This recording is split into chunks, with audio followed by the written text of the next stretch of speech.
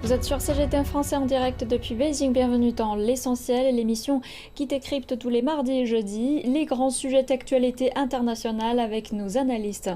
Alors que les prix de l'énergie flambent de façon incroyable en Europe en général, de nombreuses usines se trouvent à l'arrêt en France et dans plusieurs régions en France, de nombreuses stations-service ont commencé à connaître des difficultés d'approvisionnement.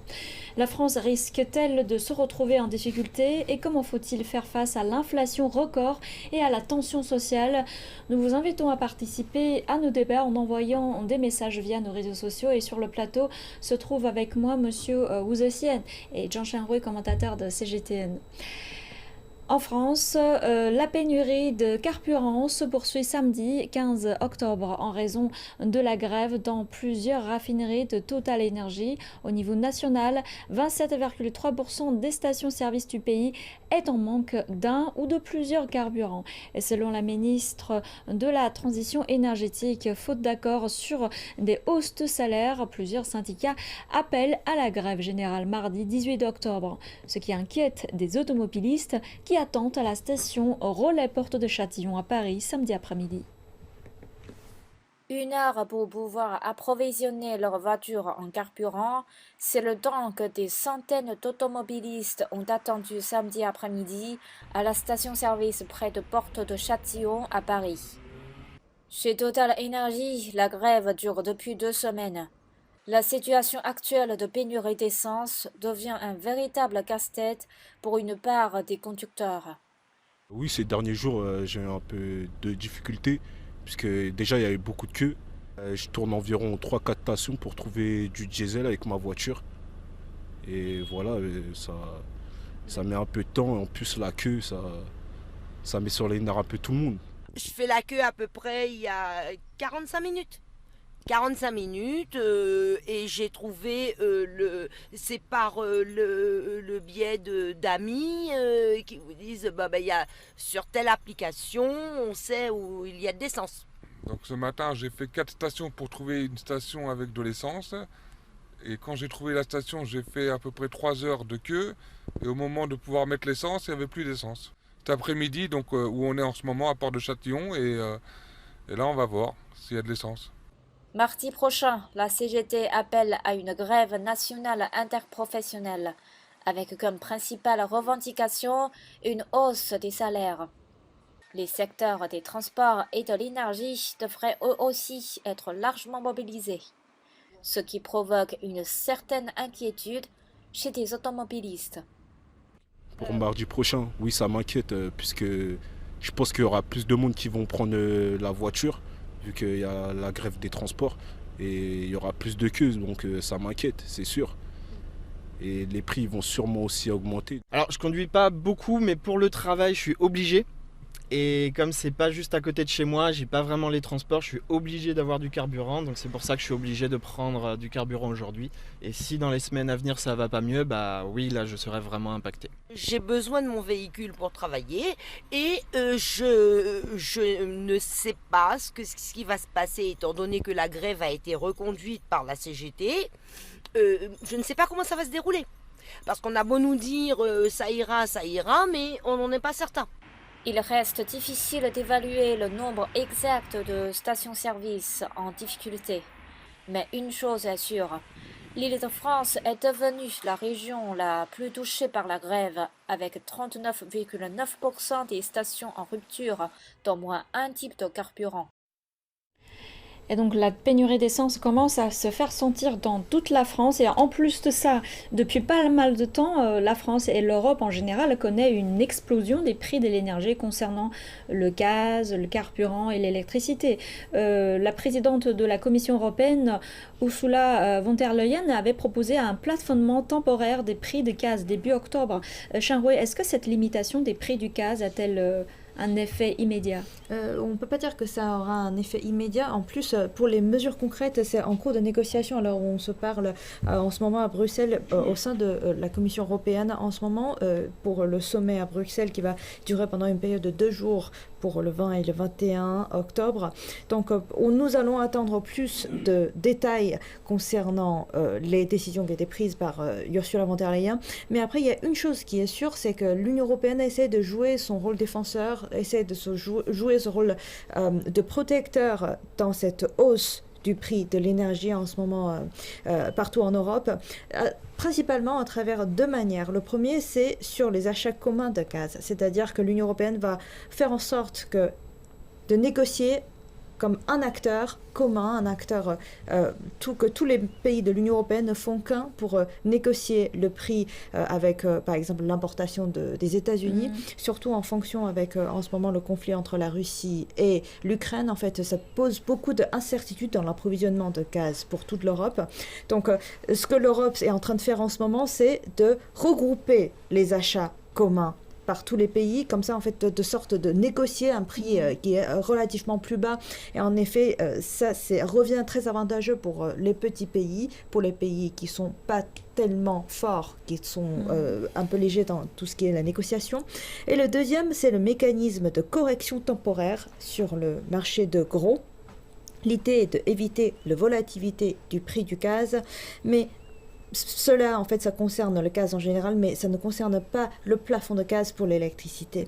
Donc là-dessus, le mécanisme de correction temporaire, là, il faut encore attendre un peu plus de détails après cette négociation qui aura lieu aujourd'hui le 20 et le 21 au sein de l'Union européenne à Bruxelles, pour voir comment finalement les choses seront plus mises en détail et concrétisées, donc comme un mécanisme qui fonctionnera sur l'ensemble de l'Union européenne. Encore une fois, on voit que cette fois-ci, l'Union européenne est là pour quitter un peu le marché de l'Europe, pour limiter le prix du gaz, surtout quand on est entré dans l'hiver. Mais est-ce qu'aujourd'hui, c'est tellement pessimiste pour cette situation de l'approvisionnement de l'énergie en ce moment en Europe? Peut-être pas, parce qu'il faut dire que ce qui est bien, c'est que l'Union européenne a déjà alerté, déjà mise en cette situation d'alerte depuis le mois d'août et le mois de septembre. À ce moment-là, on se rappelle encore, Ursula von der Leyen a pris pas seulement une fois cette prise de position et cette prise de parole qu'il était temps, il était vraiment le moment pour que l'Union européenne essaye de se resserrer un peu les ceintures, de ne pas dépenser tellement de l'énergie et de stocker le gaz. Donc la bonne nouvelle en ce moment, il y en a peut-être 2, c'est que depuis le mois de août et depuis le mois de septembre, en effet, la consommation du gaz à l'échelle européenne n'a pas été tellement élevée par rapport à l'année dernière ou par rapport au niveau de la consommation moyenne des 5 dernières années. En effet, c'est en baisse de 15% par rapport à comment c'était par rapport aux moyennes de ces 5 dernières années. Et en plus, en effet, à partir du mois d'août et du mois de septembre, l'Union européenne a commencé à stocker le gaz. À partir du moment où ils commencent à stocker du gaz, et si on fait une comparaison par rapport au stockage de gaz de l'année dernière, on a vu nettement qu'il y a une hausse de plus de 71,1% par rapport à l'année dernière. Donc on peut dire qu'en ce moment, si tout va bien, si aujourd'hui l'Europe sera impactée par le réchauffement climatique et donc cet hiver ne fera pas très froid, dans ce cas-là, il n'y aura peut-être pas tellement de problèmes au niveau de l'approvisionnement du gaz partout en Europe. Donc ce n'est peut-être... On voit que l'Europe a déjà pris quelques prévisions, a déjà pris quelques mesures prévisionnelles bien à l'avance, au mois d'août et au mois de septembre. Donc pour l'instant, si tout va bien, on est plutôt optimiste pour l'hiver qui va venir à partir du mois d'octobre. Donc vous voulez dire en fait la réduction de la demande a commencé à marcher, en fait le programme de réduction de la demande. Mais certains craignent que en fait ces mesures de limitation des prix, même si c'est considéré comme des mesures privilégiées en ce moment, certains craignent que ça pourrait réduire le pouvoir d'achat de l'Europe sur les marchés internationaux. Et en même temps, il y aura peut-être un effet dissuasif sur la réduction de la demande, puisque le prix est limité. Quel est votre avis là-dessus, Monsieur Wu? Bon, je pense qu'en effet, c'est un gros problème. C'est un problème épineux. Bon, Jean-Louis vient de dire que l'Europe peut se mettre en accord pour faire des achats groupés. Voilà. Mais l'achat groupé produit des effets lorsque tous les acheteurs sont solidaires. Mais or, dans ce monde, il n'y a pas que les Européens qui sont des acheteurs, il y a beaucoup d'autres acheteurs. Bon. Et on sait bien que l'OPEP vient de décider de réduire la production du pétrole. Voilà. Bon, pétrole, gaz, bon, tout ça, ce sont deux principaux sources d'énergie. Bon. Alors, les pays producteurs de l'énergie ont décidé de faire monter un peu le prix, parce que c'est dans leur propre intérêt. Ça c'est logique, lorsque les prix baissent, bon, ils réduisent leur production pour faire monter les prix. Bon, est-ce que seuls les Européens arrivent à faire baisser les prix? Je ne crois pas, parce qu'il y a beaucoup d'autres acheteurs.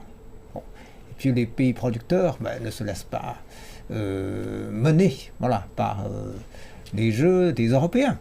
Donc il y aura certainement un bras de fer. Donc ce n'est pas évident. Ce n'est pas évident de procéder aux achats groupés pour pouvoir faire baisser considérablement les prix.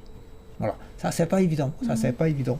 Et puis bon, alors dans ce cas, si les pays fournisseurs de l'énergie ne veulent pas baisser leur prix, c'est aux entreprises importateurs, de réduire leurs bénéfices. Bon, c'est là la question, quelle est la marge de manœuvre de ces entreprises? Bon, on ne sait pas. Bon, je pense que certains disent que depuis un certain temps, les entreprises importateurs font de gros bénéfices. C'est d'ailleurs la raison pour laquelle les employés des grosses compagnies pétrolières font la grève. Bon. Mais ces entreprises, ils ont quand même une marge de manœuvre limitée. C'est-à-dire on peut réduire leurs bénéfices, mais il y a toujours une limite.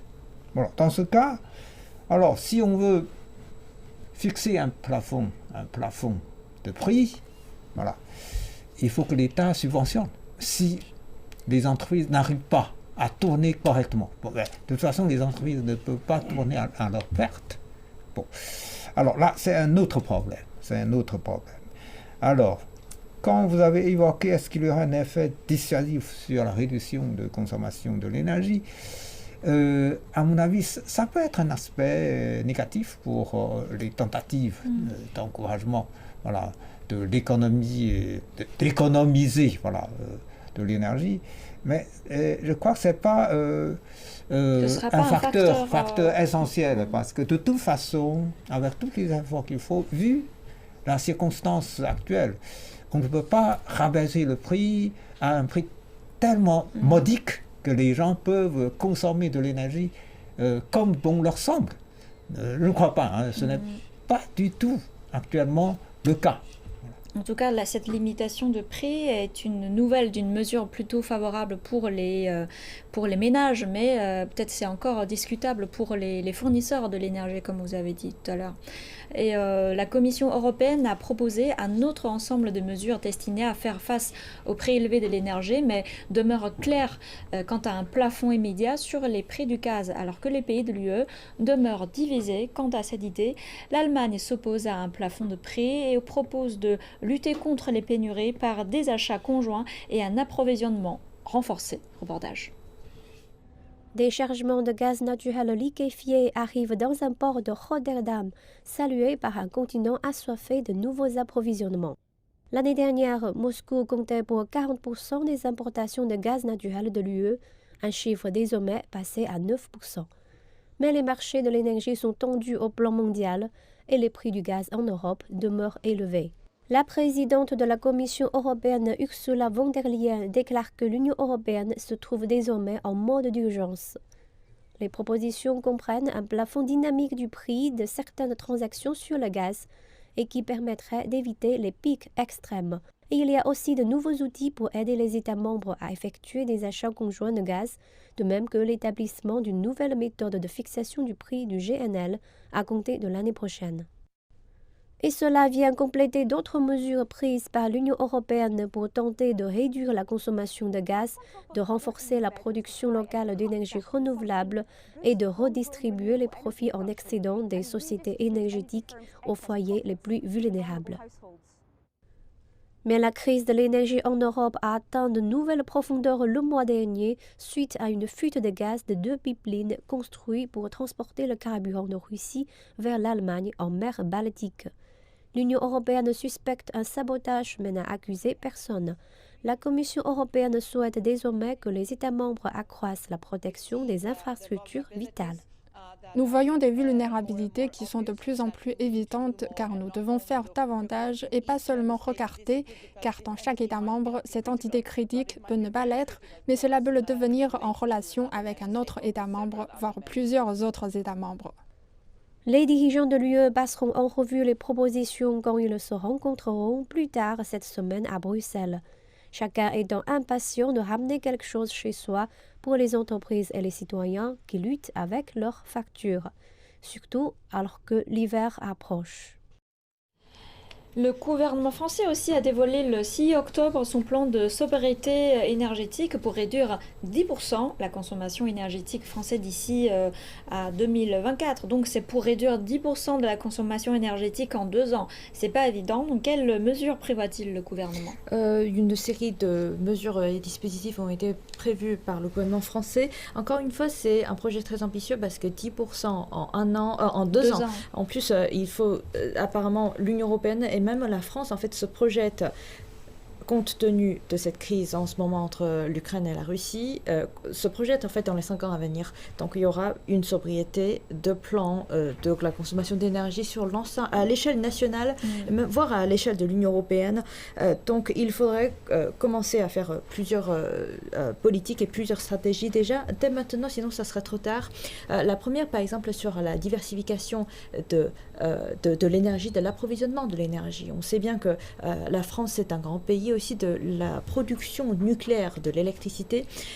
Donc la France va encore une fois pousser et renforcer la production de l'électricité par la nucléaire, aussi par l'éolienne, l'hydrolienne, par les panneaux solaires, l'énergie verte. Donc ça sera une belle occasion, un beau moment pour la France de diversifier ses ressources de l'énergie. Et puis la deuxième, c'est qu'on voit bien aussi aujourd'hui sur les réseaux sociaux des tendances de faire appel aujourd'hui à d'autres pays exportateurs, par exemple à la Chine, dans la fabrication des produits de réchauffement. Là, en ce moment, ce qui est constaté, c'est que ce qu'on utilise beaucoup, souvent les Chinois traditionnellement, par exemple, je ne sais pas comment ça s'appelle, c'est les jiushita, les bouillottes. Les bouillottes à la chinoise, quand vous mettez de l'eau chaude à l'intérieur, et en fait vous réchauffez manuellement, quoi. Et là, en effet, on voit bien qu'il y a une demande accrue sur le marché européen, surtout aussi sur le marché français, de ce genre de produits qui sont fabriqués en Chine. Mais après, encore une fois, je veux dire, avec aujourd'hui l'inflation qui se poursuit, que ce soit pour le dollar, pour l'euro, en effet, finalement, c'est pas tellement avantageux pour les entreprises chinoises de voir exporter leurs produits, puisque finalement, il y en a aussi des entreprises en fait qui vendent à la perte ou qui ne dégagent pas tellement de marge de profit, compte tenu de cette inflation de l'euro et donc aussi cette appréciation de renminbi aujourd'hui sur la scène internationale. Voilà, donc c'est peut-être le deuxième volet. Et puis le troisième, qui est quelques photos qui sont devenues virales sur Internet, sur les réseaux sociaux chinois, quand vous voyez aussi sur les réseaux sociaux français, quand vous voyez le président français, quand vous voyez le Premier ministre français qui se présente devant les journalistes et devant les caméramans avec les pulls avec des cols roulés. En effet, des pulls en hiver. Exactement. En fait, c'est aussi peut-être une manière de rappeler aux gens que faut revenir. On n'est pas obligé de mettre des t-shirts à la maison quand il fait très froid. Oui, dans ce cas-là, mettez plutôt un pull, prévoyez-vous des manières pour passer l'hiver. Et vivons la bouillotte aussi. Voilà. Et puis, il y a aussi peut-être d'autres stratégies qui sont en train d'être mises en place.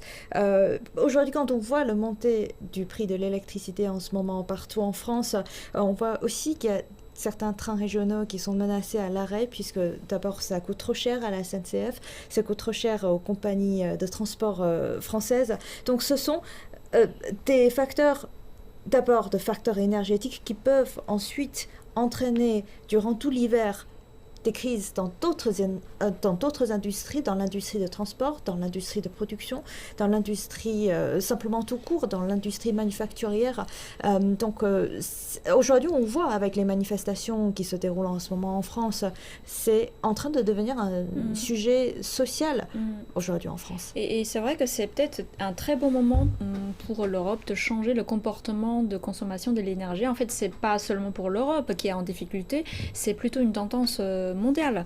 Et les effets sont beaucoup plus directs et on va dire plus durs sur les entreprises françaises. Et y a-t-il des dispositifs d'aide pour soutenir ces entreprises-là ?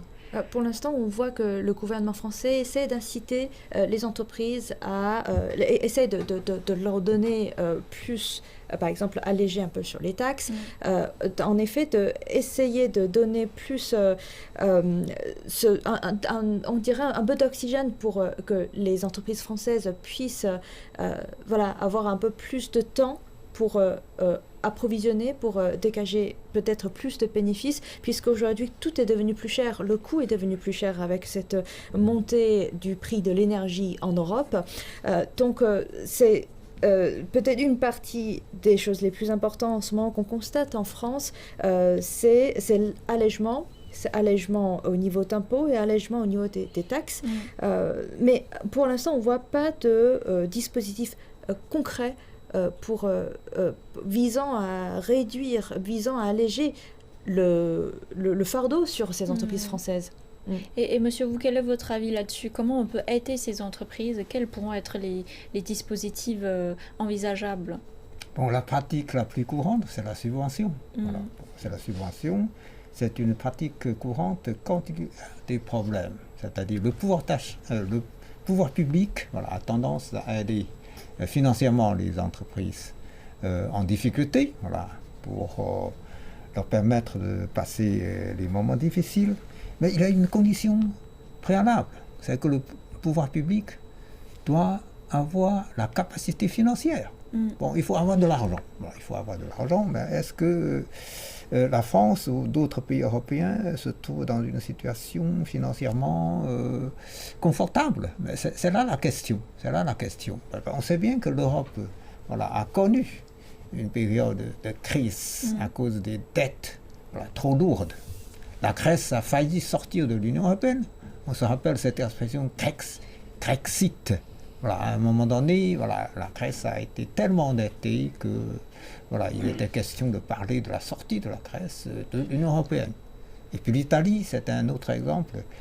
Récemment, il y a eu une élection en Italie qui a conduit les partis d'extrême droite au pouvoir. C'est à cause du populisme. Mais le populisme, c'est né de la situation difficile de l'Italie. C'est le deuxième pays le plus endetté en Europe.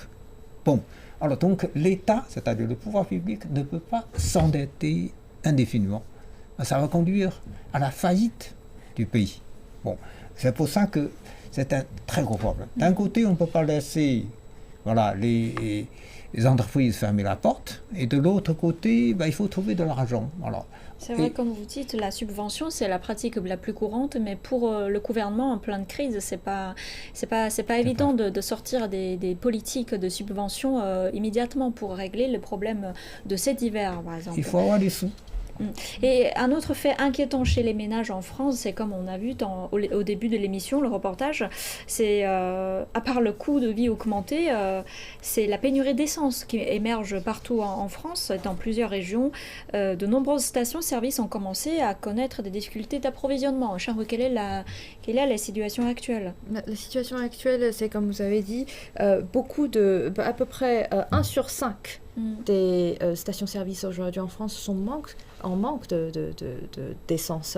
Et donc, en même temps, il peut-être que, je veux dire, à chaque fois quand il y a une crise, ou un risque de pénurie, ça pourrait favoriser une autre industrie qui est l'industrie des voitures de l'électricité, l'industrie de voitures vertes et l'industrie, par exemple, des panneaux solaires, qui est, à chaque fois quand il y a une crise, il y a toujours une opportunité laissée pour aux les autres secteurs et pour les autres industries.